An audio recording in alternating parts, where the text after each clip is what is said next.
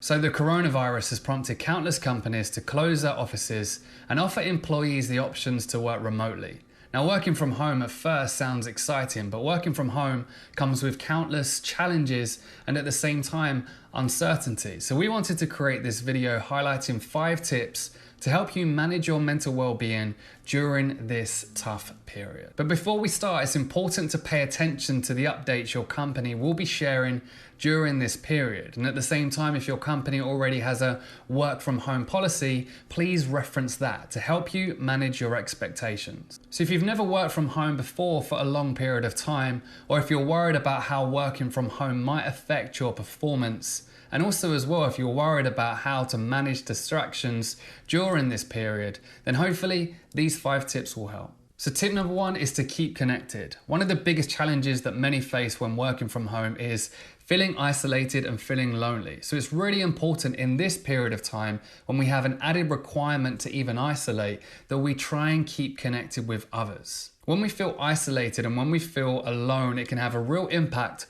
on our productivity. So it's really important to keep connected during this time, and luckily, technology now allows us to do that. So we'd really advise to continue having team meetings, to continue connecting with clients, to continue to have regular conversations with colleagues and co-workers during this time. And again, technology allows us to do that easily. You can utilize tools such as Zoom, Microsoft Teams, Slack, Skype, even FaceTime or WhatsApp video call. Utilizing this technology allows us to stay connected in this period. It's also very easy to neglect video. When you're working from home, it's very easy to not want to go on video, but it's important that you try and do so, because video can psychologically really humanize the conversation. So we can't stress enough how important it is to keep connected during this time. It could be a simple video chat with a colleague to find out how they're getting on. It could be a team meeting that you do on Zoom and making sure that everyone's still on the same page. And at the same time, it could be a simple message to your team or to a coworker and asking them how they're getting on. This time can be challenging to stay connected, but with technology at our disposal, there's really no excuse. Tip number 2 is to keep a similar routine. Now, obviously your routine is going to differ from what it was when you were going into the office or when you were physically going to work, but trying to keep your routine as similar to the one that you normally lead Monday to Friday is really important. Let's be honest, when you're working from home, it's easier to get up later.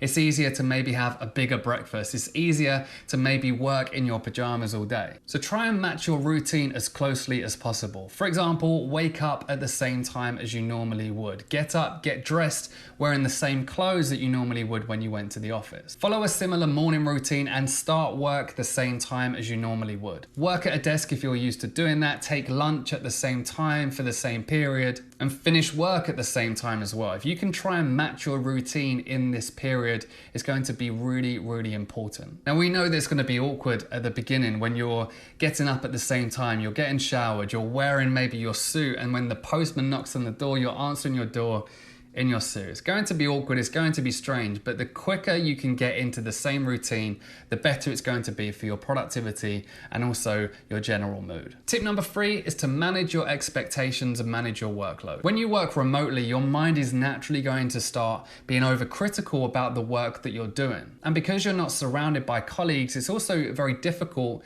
to keep yourself accountable. So during this time, you need to really help yourself manage your expectations and manage your workload as best as you can. So this refers back to point number 1 again, over communication. Communicate with your manager, communicate with your team and your co-workers, and make sure you know what is expected of you. What's expected of you today, tomorrow, for the rest of the week. And don't be afraid of having open conversations with your team. At Every Mind at Work, we really focus on normalizing those difficult conversations. And this is a really important time to try and put that into practice. If you are struggling at any point with working from home for any reason, then don't be ashamed of speaking to someone within your team or speaking to someone within your company and trying to address those concerns early on. When you have clear expectations of what you need to do every single day, it's going to remove a lot of the fear, a lot of the anxiety, and also a lot of the self-judgment. And when it comes to your workload, it's very easy to wake up in the morning and write down a huge to-do list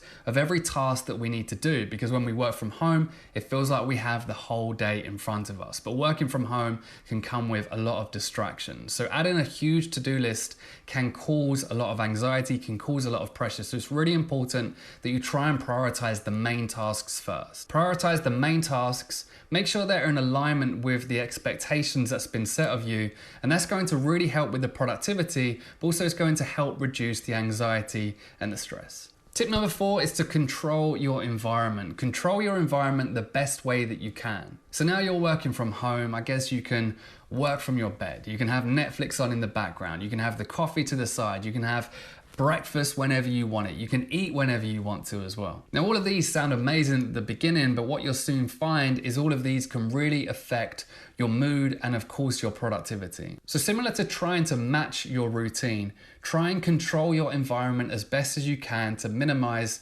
distractions. So for example, work at a desk. If you haven't got a desk or an office in your home, it could be working on the dining room table. Try and get yourself a comfortable chair. And we don't know how long this period is going to last. So in fact, some people are creating makeshift offices in a quiet room in their house. It sounds like a lot of work, but it's going to be hugely valuable during this period of time. We want to try and minimize the distractions and control our environment the best way that we can. Minimizing distractions could mean making sure that your TV is turned off. It's not on in the background. It could be minimizing the amount of time you spend on your phone or switching it to airplane mode. When you're working from home, it's easier to spend more time on your phone because no one's watching over your shoulder. Not all distractions can be stopped. Not all distractions can be eradicated when you work from home, but you can try and minimize it as best as you possibly can. It's also very important to change your environment from time to time. So get up, take some short breaks, walk around the house, go and make yourself a coffee, grab a snack, maybe bring it back to your desk. Lunch breaks, again, maybe have a lunch break rather than eating it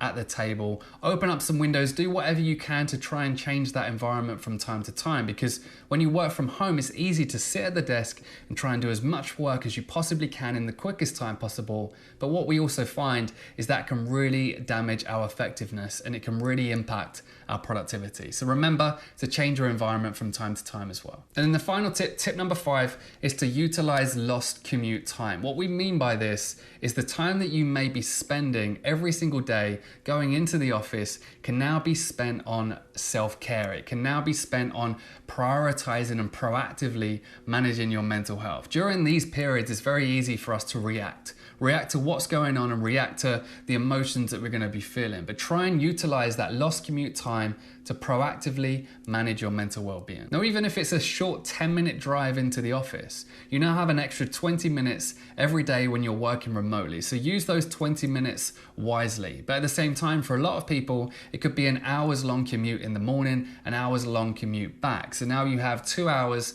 to try and maximize that time and to try and use that time for self-care. So in the morning, think about what you can do to set yourself up for a better day. It could be a short 10-minute meditation. It could be journaling. It could be reading a new book. It could be a little bit of exercise. It could be yoga. Whatever you decide to do, try and utilize that time for you. In the evening, for the commute home, it could be trying to keep your mind active. It could be spending some more time with family and getting yourself ready for the new day ahead. So try to utilize some of the additional time you're going to be getting during this period when you're working from home to look after yourself, look after those around you, and more importantly, proactively manage your mental well-being. So hopefully these 5 tips help. And if you do have any questions at all, please email me at paul@everymindatwork.com. Me and my team are also going to be providing a lot of free resources when it comes to managing your mental health during this period. And all you need to do is go to everymindatwork.com/COVID-19, and you're going to see a blog post with lots of articles and resources there